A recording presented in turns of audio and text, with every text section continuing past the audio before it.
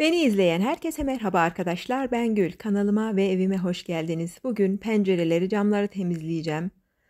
Camları temizlerken daha önceleri nasıl temizliyordum, hangi yanlışları yapıyordum onlardan bahsedeceğim ve şimdi nasıl temizlediğimi, doğru bir şekilde camları nasıl parlattığımı anlatacağım. Camın kirlerini şöyle gösterdikten sonra temizliğime geçeceğim. Gördüğünüz gibi çok fazla kirlenmiş durumda, özellikle dış kısmı çok fazla kirli. Camlarımı daha önce bu şekilde temizliyordum. Cam sili camın üzerine püskürtüyordum ve elime geçen herhangi bir mikrofiber bez ile bu şekilde siliyordum. Yuvarlak hareketler yapıyordum böyle ve tabii ki çok fazla zaman harcıyordum. Camın parlayıp parlamadığına bakıyordum. Kenarlarda tabii ki lekeler, kirler kalıyordu.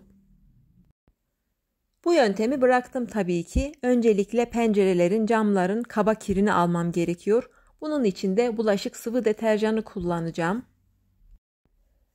Plastik kasemin içerisine yaklaşık 2-3 çorba kaşığı kadar bulaşık sıvı deterjanı ekledim. Çok fazla bulaşık sıvı deterjanı eklemeyelim. Çok fazla köpürür çünkü. Ayrıca sirke ekleyeceğim. Ben beyaz sirke kullanıyorum. Evinizde kalmamış ise eğer üzüm veya elma sirkesi de kullanabilirsiniz. Yaklaşık olarak yarım çay bardağı kadar da beyaz sirke ekledim. Kettle'da ısıtmış olduğum suyumdan ekleyeceğim. Su sıcaklığı oldukça önemli. Soğuk su ile temizlik yapmayalım, kirler çıkmaz. Çok sıcak suda olmasın, elimizin dayanabileceği sıcaklıkta olsun. Pencereleri temizleme suyunu hazırladım. Şimdi de camları parlatmak için bir karışım hazırlıyorum. Bunun için parlatıcı kullanacağım. Parlatıcının su renginde olanını tercih ettim. Normal çeşme suyu kullanacağım. Bunları herhangi bir fısfıs şişenin içerisinde karıştıracağım. Bu karışımda sıcak su kullanmıyorum. Sprey şişesini yamultabilir, hem de sıcak suya gerek yok. Normal soğuk su ile de bu işlemi yapabiliriz. Sprey şişesinin içerisine yaklaşık olarak 1,5 su bardağı su ekledim.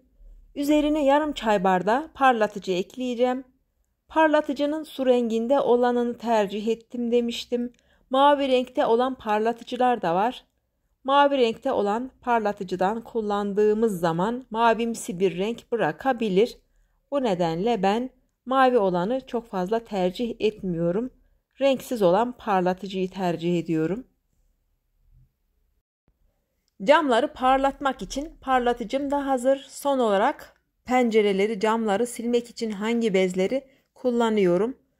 Pencerelerin, camların kaba kirini alırken herhangi bir bez ile kaba kirini alabiliriz. Ben burada böyle gelişi güzel bir mikrofiber bez tercih ettim. Bu yeşil olanla pencerelerin, camların kaba kirini alıyorum. Bu siyah olanla da camları parlatıyorum. Camları parlatırken bu tarz cam bezleri kullanmakta çok fayda var. Normal klasik bir mikrofiber bez ile cam parlattığımız zaman camlarımız çok fazla parlamıyor. Örneğin bununla camları parlatamayız. Bu sadece kaba kirini almak için. Şimdi temizliğime geçiyorum. Temizleme suyunun üzerine bir miktar daha sıcak su ekledim. Su biraz soğur gibi olmuştu. Normal bir mikrofiber bez kullanacağım. Pencerelerin, camların kabasını alacağım bu bezle. Fazla suyunu süzdürdükten sonra camların yüzeyini ve daha sonrasında PVC'lerin yüzeylerini ve mermerleri silerek temizliyorum. Pencerelerin kirlerini videonun başında yakından gösterdim. Çok fazla kirler mevcuttu.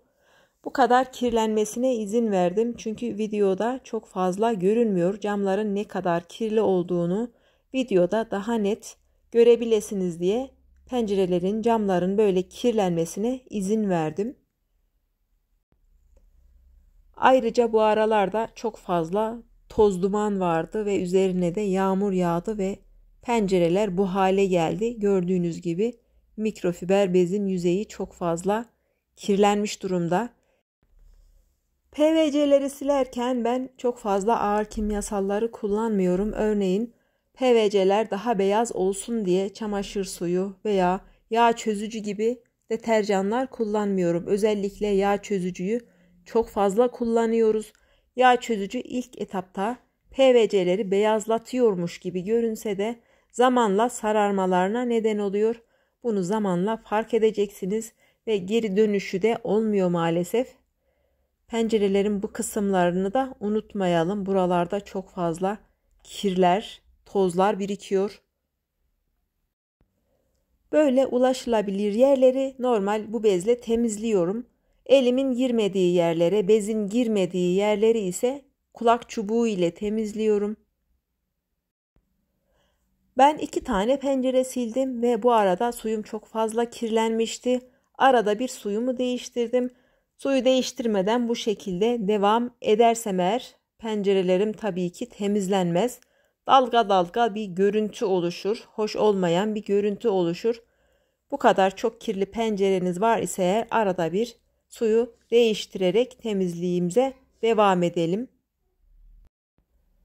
Bazen PVC'lerin yüzeyinde çıkması zor olan lekeler oluşabiliyor. Bunları sert cisimlerle temizlemeyelim. Örneğin bıçak gibi veya bulaşık teli gibi cisimlerle temizlediğimiz zaman PVC'lerin çizilmesine neden olabiliriz. Bu da tabii ki geri dönüşü olmayan lekeler oluşturur.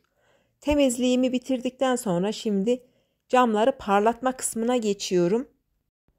Videonun başında 1,5 su bardağı su ve yarım çay bardağı parlatıcıyı sprey şişesinin içerisinde karıştırmıştım. Bunu camların yüzeyine böyle püskürtüyorum. Daha öncesinde böyle gelişigüzel bir mikrofiber bez ile camları parlatma yapıyordum. Tabii ki bu da cam bezi olmadığı için camları tam olarak parlatmıyordu. Bu da daha önceleri yapmış olduğum bir yanlış. Camları ne kadar parlatmaya uğraşsak da kaliteli bir cam bezi kullanmadığımız zaman camlarımız tam olarak, tam anlamıyla parlamaz. Aynı işlemi şimdi de cam silme bezi ile yapacağım. Bildiğiniz gibi 1,5 su bardağı su ve yarım çay bardağı parlatıcıyı karıştırmıştım. Sprey şişesinden bunu normal plastik bir kaseye boşaltıyorum ve cam bezimi de bu suda ıslatıyorum. Camları parlatırken daha önceleri böyle daireler çiziyordum. Bu yanlış bir hareket. Araba sileceği gibi düşünelim. Böyle bir sağa bir sola yaparak camı siliyorum ve daha sonrasında kenar kısmından çerçeveleri silerek işlemimi tamamlıyorum. Yeni videolarda görüşmek üzere.